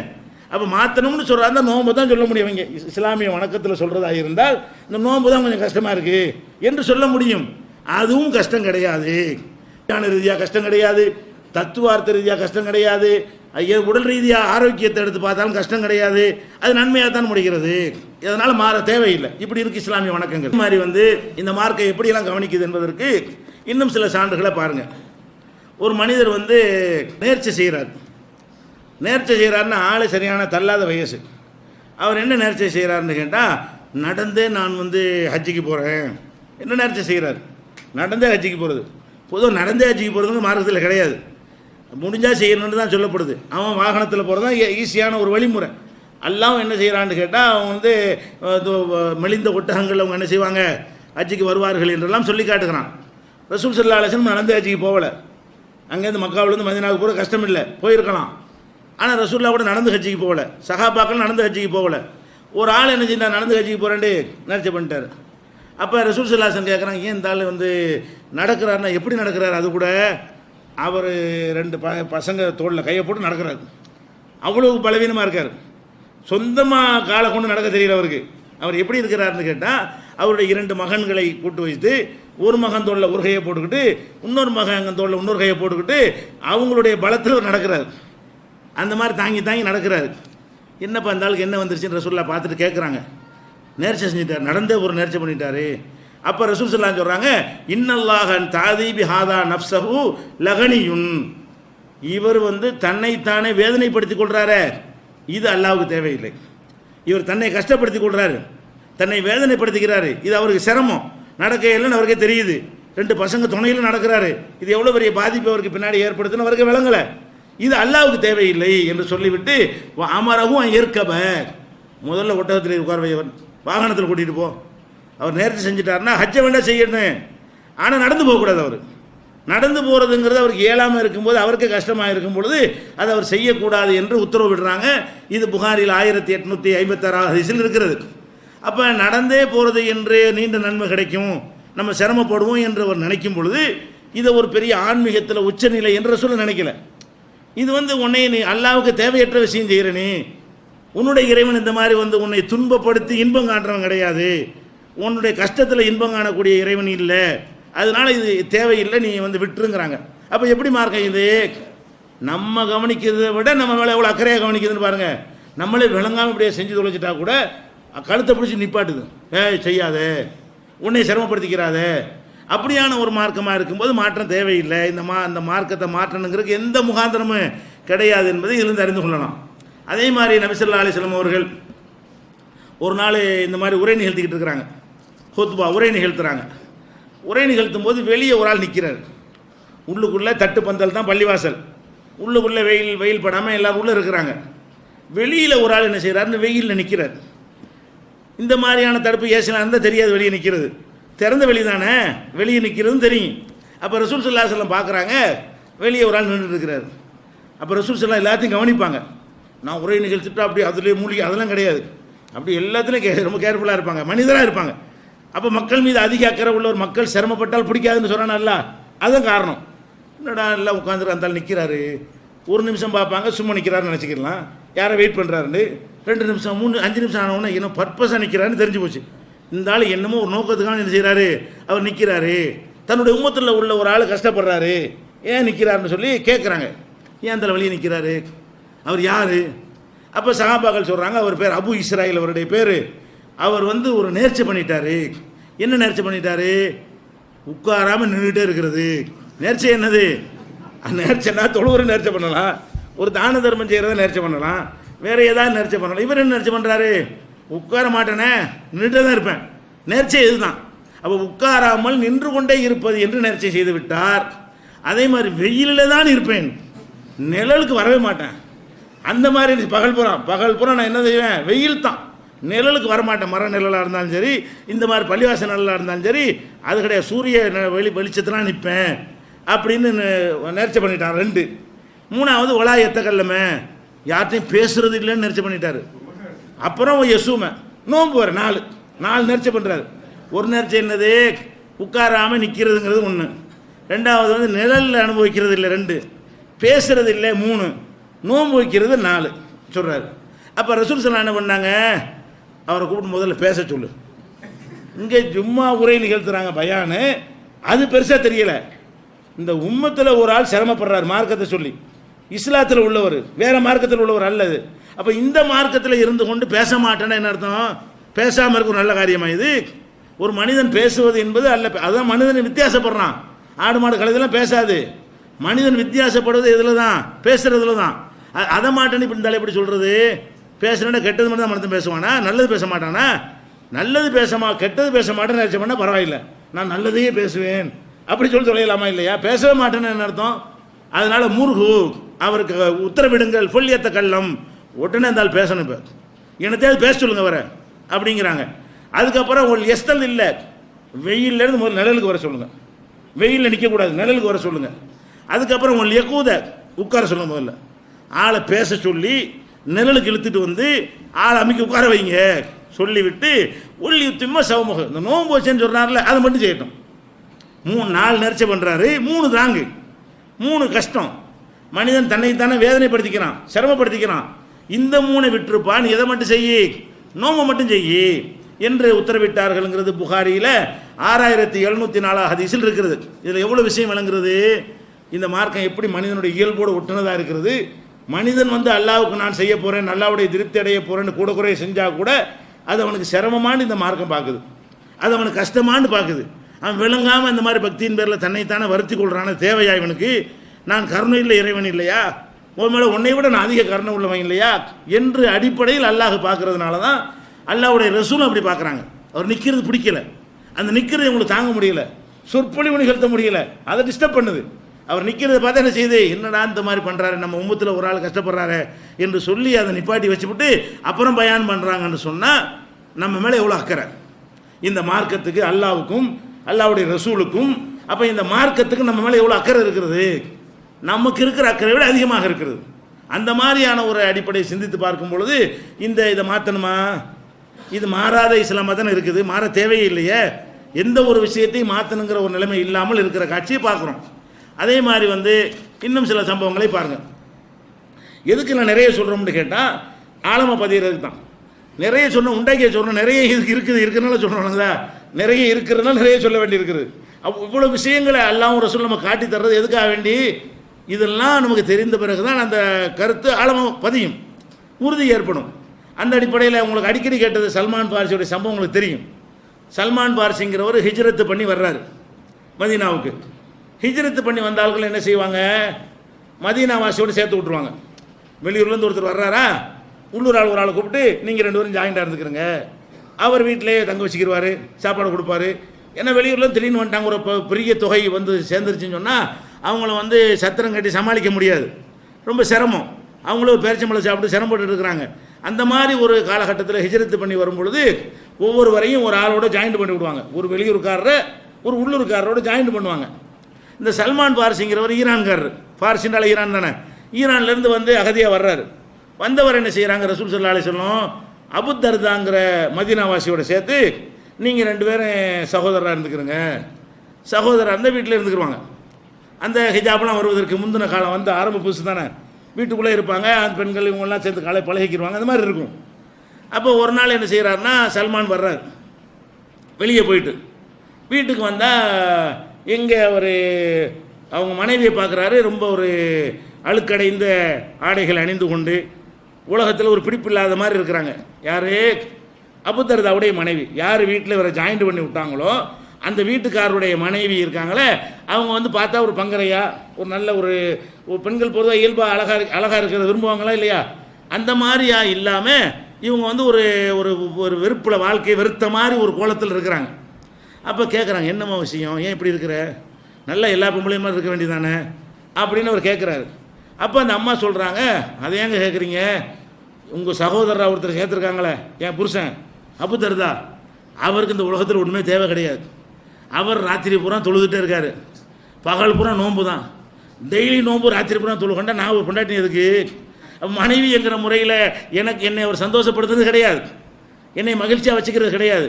இப்போ நான் யாருக்காண்டு அலங்கரிக்கணும், நான் எதுக்காக அலங்கரித்து கொண்டு இருக்கணும், அப்போ உங்களுடைய சகோதரர் தான் காரணம். நான் இந்த மாதிரி இருப்பதற்கு காரணம் வந்து என்னை ஒரு விரும்பணும், என்னை ரசிக்கணும், என்னை சந்தோஷமாக வைக்கணும், அப்படி வச்சா நானும் அது மாதிரி இருக்கலாம். என்னை வந்து கண்டுக்கிற மாட்டேங்கிறார, ஒரே தொழுகை தானே அவருக்கு, எப்போ பார்த்தாலும் நோன்பு தானே என்று இந்த அம்மா வந்து புகார் பட்டியல் வாசிக்கிறாங்க. இவர் என்ன செய்கிறாரு, சரி வரட்டும் இருந்தாலும் உங்கள் அந்த சகோதரர் என்ன செய்யட்டும், வெளியே போனாலும் வரட்டும் பார்ப்போம் அப்படின்னு சொல்லி வெயிட் பண்ணிகிட்டு இருக்கிறாரு. வெயிட் பண்ணிட்டோன்னே வர்றாரு, யார், அபு தர்தா வர்றாரு. வந்தவொன்னு என்ன செய்கிறாருன்னா, வா சாப்பிடுவோங்கிறாரு. இவர் வந்தவொன்னு என்ன செய்வான், சாப்பிடுவோங்கிறாரு. நோன்பு, சாப்பிட உட்காரு அடிக்கிறார். நான் நோன்பு இப்போ சாப்பிட்றே இல்லையா, இழுத்து வச்சு நோம்பாளின்னு சொல்லியும் கூட அவர் விடாமல் என்ன செய்கிறாரு, இவர் சாப்பிட வச்சு போடுறாரு. இவரும் சாப்பிட்றாரு, நீ சாப்பிட்றத நான் சாப்பிடுவேன்னு சொல்லி அவரை சாப்பிட வச்சு போடுறாரு. ஈரவாச்சு, ஈரவானம் என்ன செய்கிறாருன்னா ஒன்றா படுக்கிறாங்க. இவர் என்ன செய்கிறாரு, படுத்த உடனே தொழுக போகிறாரு. சல்மான் பாரிஸ் என்ன செய்கிறாரு, சட்டையை பிடிச்சி இழுத்து, படுக்க சாம தொழுக போகிறேன், படுக்கிறே இல்லையா, இன்னும் படுக்க வச்சு போடுறாரு. கொஞ்ச நேரம் ஆன பிறகு அவர் தூங்கியிருப்பார் நினச்சி இவர் எந்திரிக்கிறாரு. ஆனால் இவர் வாஷ் பண்ணுறதுக்காக முடிச்சுட்டு இருக்கிறாரு. இவர் இயல்பாக தூங்கக்கூடிய ஆள் தான், இவர் இந்த மாதிரி ராத்திரி பகலா அந்த மாதிரி செய்ய மாட்டார். இருந்தாலும் இவர் வாஷ் பண்ணுறதுக்காக என்ன செய்கிறார், நீ முடிச்சிருக்கிறாரா, இவர் தூங்கிட்டாருன்னு எந்திரிக்கும் மர பிடிச்சிருக்கு, பட பேசாமல் தூங்க, பேசாமல் தொழுவ போகிறான், பேசாமல் தூங்குங்கிறார். இப்படியே நடக்குது. கடைசியாக சுபுக்கு கொஞ்சம் நேரம் இருக்கும் பொழுது இவரை எழுப்பிவிடுவார், 2 பேரும் தொழுவோம். ஒரு 3 மணி 3:30 மணி அந்த மாதிரி ஆகும்போது தொழுவணும் முடியல, இப்போ நம்ம தொழுவோம் சொல்லி 2 பேரும் சேர்ந்து தொழுகிறாங்க. தொழுது முடித்த பிறகு இவர் மனசில் பெரிய ஒரு சங்கடம், இந்த மாதிரி ஒரு ஆள் நமக்கு சேர்த்து விட்டாங்க, சகோதரராக சேர்த்து விட்டாலும் ஒரு நல்ல ஆளாக இருக்கக்கூடாதா, நம்ம நோம்பையும் கெடுத்து நம்ம தொழுகையும் கெடுத்து எவ்வளோ தொழுதுருப்போம், இந்த ஆள் 3:30 வரைக்கும் நம்மளை தூங்க வச்சுவிட்டு இப்போ தொழுக வச்சுடுறாரு என்று அவருக்கு மனசில் ஒரு எண்ணம் உண்டாகுது. அப்போ என்ன செய்கிறாருன்னா, சல்மான் வந்து அவருக்கு போதனை செய்கிறார். இன்னலி ரப்பிக்கு அலைக்க ஹக்கா, இந்த அப்போ உன்னுடைய இறைவனுக்கு செய்கிற கடமைன்னு இருக்குது, உண்மைதான். அதே நேரத்தில் ஒளி நப்சிக்கு அலைக்க ஹக்கா, உனக்கு செய்கிற கடமைன்னு ஒன்று இருக்குது. மார்க்கத்தில் இறைவனுக்கு செய்கிற கடமை மட்டும் சொல்லப்படலை. பெரும் தொழுகையே சொல்லிக்கிட்டே எரி அப்படின்னா இறைவனுடைய கடமை, அது நோன்பை வச்சுக்கிட்டே எரி, அது இறைவனுடைய கடமை. அப்படி உன்னை நான் அல்லாஹ் படைக்கலை. ஒளி ரப்பிக்கு அலைக்க ஹக்கா, உன்னுடைய இறைவனுக்கு ஒரு கடமை உனக்கு இருக்கிறது. அதே மாதிரி ஒளி நப்சிக்கு அலைக்க ஹக்கா, உனக்கு செய்கிற கடமை, கண்ணுக்கு செய்கிற கடமை தூங்கணும், வயிற்றுக்கு செய்கிற கடமை சாப்பிடணும், திரகாத்திரமாக இருக்கணும், இந்த மாதிரியா உனக்கு செய்ய வேண்டிய கடமைகளும் இருக்கிறது. ஒளி அகலிக்க அலைக்க ஹக்கா, உன்னுடைய குடும்பத்துக்கு செய்ய வேண்டிய, பொண்டாட்டி பிள்ளைக்கு செய்ய வேண்டிய கடமை உனக்கு இருக்கிறது. ஃபாத்தி குல்லதி ஹக்கின் ஹக்கஹு, அவரவர் கடமை அவரவருக்கு செய். நீ அல்லாஹ்வுடைய கடமையை தான் செஞ்சியே தவிர உன் கடமையை செஞ்சியா, உன் பொண்டாட்டி செய்கிற கடமையை செஞ்சியா, அவரவர் கடமையை செய்யணுமா இல்லையா, 3 கடமையை செய்யணுமா இல்லையா. அப்போ அல்லாஹ் வணங்குறேன்னு பொண்டாட்டியை மறந்துவிட்ட, உன்னையே மறந்துவிட்ட, அதெல்லாம் மறந்துவிட்டு என்னப்பா அல்லாஹ் வணங்குற என்று இவர் என்ன செய்கிறாரு, அறிவுரையும் சொல்கிறாரு. ஆனாலும் இவருக்கு திருப்தி அடையலை. என்ன திருப்தி அடையலை, எப்படி இருந்தாலும் தொழுகையை கெடுத்துவிட்டு எவ்வளோ ராங்க அறிவுரை வேறு சொல்கிறா இருந்தாலும் அப்படின்னு இவருக்கு என்ன செய்கிறார், ரசூல்லாட்ட போய் கம்ப்ளைண்ட் பண்ண போயிட்டார். ரசூல் ஸல்லல்லாஹு போய் இந்த மாதிரி ஆக்க நான் தொழுதுகிட்டு இருந்தேன், என் தொழுகையை கெடுத்து விட்டார், நோன்பு வச்சு அதையும் முறிக்க வச்சு விட்டார், கடைசியை இந்த மாதிரி சொல்கிறாரு, ரப்புக்கு ஒன்று செய்யணுங்கிறாரு, பொண்டாட்டிக்கு ஒன்று செய்யணுங்கிறாரு, உனக்கும் ஒன்று செய்யணுங்கிறாரு, இவர் என்னை சரியான ஆளாக இல்லை என்று கண்டிக்கிறாரு. அப்போ ரசூல் ஸல்லல்லாஹு அலைஹி வஸல்லம் கேட்டுக்கிட்டு ஒரு வரி தான் சொன்னார், சதக்க சல்மான், சல்மான் சரியாக தான் சொன்னார். உனக்கு சொன்னார்லப்பா சல்மான் பாரிசி, அவர் சொன்ன எல்லாம் கரெக்டு தான், கரெக்டாக தான் சொல்லியிருக்கிறார், நீ தான் தப்பாக நடக்கிற, உன் செயல் தான் சரியில்லை. அப்போ எப்படி மார்க்குன்னு பார்த்தீங்களா. அப்போ இறைவனுக்காகவே அர்ப்பணிக்க போகிறோன்னு சொல்லி குடும்பத்தை மறந்து, சொந்தத்தை மறந்து, தாய் தந்தையரை மறந்து, காடை செடியன்னு போகிறோன்னு போகிறாங்களே, அது மனிதனுக்கு சிரமம் தரக்கூடிய மார்க்கம். அப்படி இருக்கக்கூடாது. உங்களை எப்படி மனிதனை எப்படி எல்லாம் படைச்சிருக்கிறான், சாப்பிடக்கூடியவனா படைச்சிருக்கிறான், கொஞ்ச நேரம் டயர்டாகக்கூடியனா படைச்சிருக்கிறான், தூக்கக்கூடிய படைச்சிருக்கிறான், பேசக்கூடியனா படைச்சிருக்கிறான். இதெல்லாம் நம்ம இயல்பு நம்மகிட்ட இருக்கிறது. இதெல்லாம் ஜெயிச்சு எல்லாம் செய்ய மாட்டேன் அப்படின்னா உங்களுக்கு சிரமம், அது இது கஷ்டம். இந்த மாதிரியான வேலையை செஞ்சிடாதீங்க. அதே மாதிரி கணவன் மனைவி சந்தோஷமாக இருக்கக்கூடிய நகல்லாம் படைத்திருக்கிறான், நான் அதெல்லாம் இருக்க மாட்டேன்னா அப்போ எப்படி நியாயம் அது? அப்போ எது நீ கல்யாணம் பண்ணுற? அப்போ கல்யாணத்துக்கு இந்த மார்க்கத்தில் சுன்னத்தாக்கப்பட்டிருக்கிறது என்கிற வகையில் சிந்தித்து பார்க்கும் பொழுது இதில் எப்படியெல்லாம் இந்த மார்க்கம் கவனம் செலுத்து. எத்தனை மார்க்கங்களில் இந்த துறவரமாக போகிறது, சாமியாராக போகிறது பெரிய பாராட்டுக்குரியதாக கருதுகிறாங்க, அவனை பெரிய மகானாக கருதுகிறாங்க. இந்த மார்க்கத்தில் ஒருத்தன் அப்படி போனால் அவனுக்கு என்ன பேர்? அவன் சரியான முஸ்லீமே இல்லைன்னு பேர். இந்த மார்க்கத்தில் கல்யாணம் பண்ணாமல் ஒருத்தர் இருந்தான்னு சொன்னால் ஆண்மை இல்லாமல் அது மாதிரி இல்லாமல் இருந்தால் அது ஒரு விஷயம். தேவையாக இருந்து அவனுக்கு ஆசை இருந்து நான் கல்யாணம் செய்ய மாட்டேன் அப்படின்னு இருந்தானே ஆனால் இவன் ரசூல்லாவுடைய சுன்னத்தை புறக்கணிச்சதுனால வமன் ரகிபான் சுன்னத்தி ஃபலைஸ மின்னி அப்படியும் ரசூல்லா காலத்தில் சம்பவம் நடக்குது. 3 பேர் வர்றாங்க. 3 பேர் வந்து ரசூல்லாவை பற்றி கேட்குறாங்க. ரசூல்லாவுடைய வணக்க வழிபாடுகள்லாம் என்னென்னு கேட்கும் பொழுது அதை சொல்கிறாங்க, என்ன மாதிரி செய்வாங்கன்னு. இந்த ஆட்களுக்கு என்ன ரொம்ப கம்மியாக இருக்குது, நம்ம நிறைய ரசூல்லாண்டா பார்த்தாலும் வணக்கமாக இருப்பாங்கன்னு பார்த்தா ரொம்ப குறைவாக இருக்குதே அப்படின்னு நினைத்து கொண்டு ரசூல்லா அவங்க கதை வேறு. நம்ம என்ன செஞ்சுருவோம்? ஒருத்தர் சொல்கிறாரு, நான் கல்யாணம் பண்ண மாட்டேனே, நான் என்ன செய்ய மாட்டேன், ரசூல்லா கல்யாணம் பண்ணிட்டு இருந்துட்டு போகிறாங்க, நான் கல்யாணம் பண்ணி குடும்பம் ஒருத்தர் அதெல்லாம் இபாதத்து செய்ய முடியாமல் போகுது, பொண்டாட்டிக்காக தான் சம்பாதிக்கிறான் ஒருத்தன், இனிமேல் நான் கல்யாணம் பண்ண மாட்டேன், கல்யாணம் பண்ணாமல் இருந்தால் நிறைய இபாதத்து செய்யலாம், ரொம்ப சம்பாதிக்க தேவைப்படாதுன்னு ஒருத்தர் சொல்கிறாரு. ஒருத்தர் என்ன செய்கிறாரு, நான் பகலெல்லாம் நோன்பு வச்சுக்கிட்டே இருப்பேங்கிறார், ஒரு நாள் விடாமல் நோன்பு வைக்க போகிறேங்கிறாரு. இன்னொருத்தர் என்ன செய்கிறாரு, ராத்திரி பூரா தூங்க மாட்டான்ல, டெய்லி வணக்கம் தான்றாரு. 3 பேர் பேசிக்கிறாங்க. ரசூல் ஸல்லல்லாஹு அலைஹி வஸல்லம் தெரிஞ்சு போச்சு. வந்த உடனே யாருப்பா அந்த மாதிரி பேசினாலும் 3 பேரும் இங்கே வா கூப்பிட்டு என்ன செஞ்சாங்க, நீங்கள் வந்து உங்களோட நல்லா அதிகமாக அஞ்சுறேன், ஆனால் நான் வந்து மனைவி மக்களோட குடும்பம் நடத்தவும் செய்கிறேன், அல்லாஹ் வணங்கவும் செய்கிறேன், சில நேரம் நோன்பு வைக்கவும் செய்கிறேன், நோன்பு விடவும் செய்கிறேன், தூங்கவும் செய்கிறேன், தொழவும் செய்கிறேன். இந்த என்னுடைய வழிமுறையை எவன் புறக்கணிக்கிறானோ பொமன் ரகை, அப்போ தான் சொன்னாங்க அந்த வார்த்தையை, பொமன் ரகைபான் சுன்னத்தி ஃபலைஸ மின்னி, அவன் என்ன சேர்ந்தவன் இல்லை. அப்போ கல்யாணமே பண்ண மாட்டேன் கடவுளுக்காகன்னு ஒருத்தன் போனால் அவனுக்கு இஸ்லாத்துக்கு சம்பந்தம் கிடையாது. அவன் ஆன்மீகத்தை விட்டு விலகினவன், அவன் இறைவனுடைய அன்பை பெறாதவன் என்று சொல்லக்கூடிய ஒரு மார்க்கமாக இருக்கிறது. இப்படி இயல்போடு ஒட்டி இருக்கக்கூடிய ஒரு மார்க்கத்தை எல்லாம் நமக்கு தந்திருக்கும் பொழுது இது எந்த மாறுதலுக்கும் அவசியம் கிடையாது. இதே மாதிரியான இதுக்கு ரிலேட்டிவான ஒரு சம்பவம் இருக்கிறது. அதாவது அம்ர் இப்னுல் ஆஸுடைய அப்துல்லா இப்னு அம்ர் இப்னுல் ஆஸ் அவர்களும் இதே மாதிரி நடக்கிறார். கல்யாணம் பண்ணிட்டாரு, பொண்டாட்டியோட சந்தோஷமாக இல்லை, ஒரே புகார் ரசூலுல்லாஹ் வர ஆரம்பிச்சிருச்சு. தேடி போகிறாங்க, அவரை தேடி கூப்பிட்டு விட்டு கூட விசாரிச்சிருக்கலாம். தேடி அவர் வீட்டுக்கு போய், என்னப்பா உன்னை பற்றி ஒரு புகார் வருது, என்ன புகார், எப்போ பார்த்தாலும் தொழுதுகிட்டே இருக்கிறாம்ல, இதை விசாரிக்க போகிறாங்க பாருங்கள். தொழுதுகிட்டே திருடிட்டான் கொலை செஞ்சான்னு விசாரிக்க மெனக்கெட்டு போனால் பரவாயில்லை, இவரை பற்றி வந்த கம்ப்ளைண்ட்டு என்ன கம்ப்ளைண்ட்டு, இவர் எப்போ பார்த்தாலும் தொழுகிறாரு, எப்போ பார்த்தாலும் நோன்பு வைக்கிறது, இதான் கம்ப்ளைண்ட்டு. வச்சுட்டு போகிறாரப்பான்னு சொல்லலை. மக்கள் நீங்கள் கஷ்டப்படுறது அவங்களுக்கு வேதனையாக இருக்கிறது. எதனால் இப்படி செய்கிறாங்க, அசீசுன் அலைஹிமா அனித்தும், நீங்கள் சிரமப்படுவது அவருக்கு சிரமமாக இருக்கிறது. அப்போ இதை கேள்விப்பட்டு என்ன செய்கிறாங்க, நேராக அவர் வீட்டுக்கு போய், என்னப்பா இந்த மாதிரிலாம் கேள்விப்படுறேன்னு உண்மையா? ஆமாம். அப்போ ரசூலுல்லாஹ் சொல்கிறாங்க, அப்படி செய்யாதே. எப்படி செய்யணுன்னு, சும்பு அஃப்தீர், நோம்பு வை, சில நாள் வைக்காம இரு, கும் வனம், தொழவு தூங்கு, ரெண்டும் செய், தொழவும் செய் தூங்கவும் செய். இப்போ இன்னலி ஜசதிக்கு அழைக்க, அதே மாதிரி சொல்கிறாங்க, சல்மான் சொன்ன மாதிரியே சொல்கிறாங்க.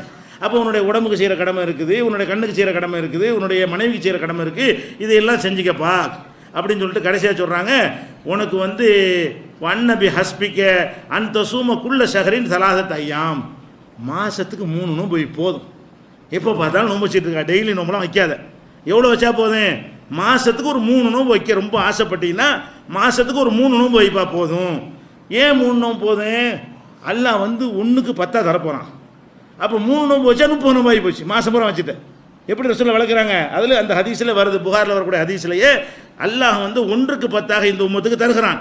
அப்போ 3 நோன்பு மாதத்துக்கு வைத்தாயானால் 30 நாள் வச்ச மாதிரி ஆயிடுது. 3 நாள் தான் நோன்பு வைக்கணும், 30 மடங்காக நன்மை இருந்தால் 30 நோன்பு ஆயிடுது. இந்த மாதிரி அல்லாஹ் தந்து விடுகிறான், அது போதும். அதை விட நீ வந்து நீ அதிகமாக வைக்க நினச்சின்னு சொன்னால் நீ தாவூது நபியுடைய நோன்பு வச்சுக்க. அது என்ன தாவூது நபியுடைய நோன்புன்னு கேட்குறாரு. ஒரு நாள் நோன்பு வைக்கிறது, ஒரு நாள் விடுவது, 1 விட்டு 1, பாதி நாள் ஒரு நாள் நோன்பு ஒரு நாள் அப்படி தாவூது நபி வைப்பாங்க. அது மாதிரி என்ன நீ வச்சுக்க, இப்படியெல்லாம் சொல்கிறாங்க. அவர் என்ன செய்கிறாரு, அதை நான் செய்கிறேன், மாதத்துக்கு 3ன்னு சொன்னால் கேட்டிருக்கலாம் அவர் பேசாமல். அதை கேட்காம நான் தாவூது நபி நோன்பை வைக்கிறேன்ட்டார். அப்புறமேல் வயசான காலத்தில் அவர் சொல்கிறாரு, ரசூலுல்லாஹ் சொன்ன கேட்காம போயிட்டேனே, சக்தி இருக்க இளமையில் நினைஞ்சிட்டேன், நான் வச்சிருவேன்னு சொல்லி உறுதிமொழி கொடுத்துவிட்டேன். இப்போ பார்த்தா அந்த மாதத்துக்கு 3 ஏற்றுருக்கலாமே, தெரியாதனமாக அதை போய் தாவூது நபி நோம்புன்னு சொல்லி அதை செஞ்சு நான் சிரமப்பட்டு இருக்கிறேனே என்று வயசான காலத்தில் அவர் இதை நினைத்து என்ன செய்திருந்தார், வருத்தப்பட்டாராம். இது புகாரில் 1975 ஹதீஸில் நீங்கள் பார்க்கலாம். அப்போ இந்த மார்க்கத்தை பொறுத்த வரைக்கும் எல்லா விஷயத்திலையும் மனிதனுடைய பலவீனங்களை கருத்தில் கொண்டு அவனுடைய சக்திக்கு ஏற்பட்ட சட்டங்களாக தரப்பட்டிருக்கிறது என்பதை பார்க்கிறோம். இதெல்லாம் வணக்க வழிபாடுகள் ஒரு பக்கம் இருக்குமையானால் இன்ன பிற சட்டங்களை நீங்கள் எடுத்து பார்த்தாலும் கூட எல்லாமே மனிதனுடைய அக்கறை செலுத்தக்கூடியதாக இருக்கும். இதில் எல்லாம் இன்றைக்கி மாற்றணும்னு பேசிக்கிட்டு இருக்கிறாங்களோ, நமக்கு தரப்பட்ட சட்டங்கள் இது கஷ்டமாக இருக்குது, இஸ்லாத்தில் அது கஷ்டமாக இருக்குது, எதெல்லாம் கஷ்டமாக இருக்குன்னு சொல்வார்களோ அதெல்லாம் அது கஷ்டம் இல்லை, அது சரியாகத்தான் இருக்கிறது என்ற விவரங்களை எல்லாம் இன்ஷா அல்லாஹ் நாளை தினம் பார்க்கலாம்.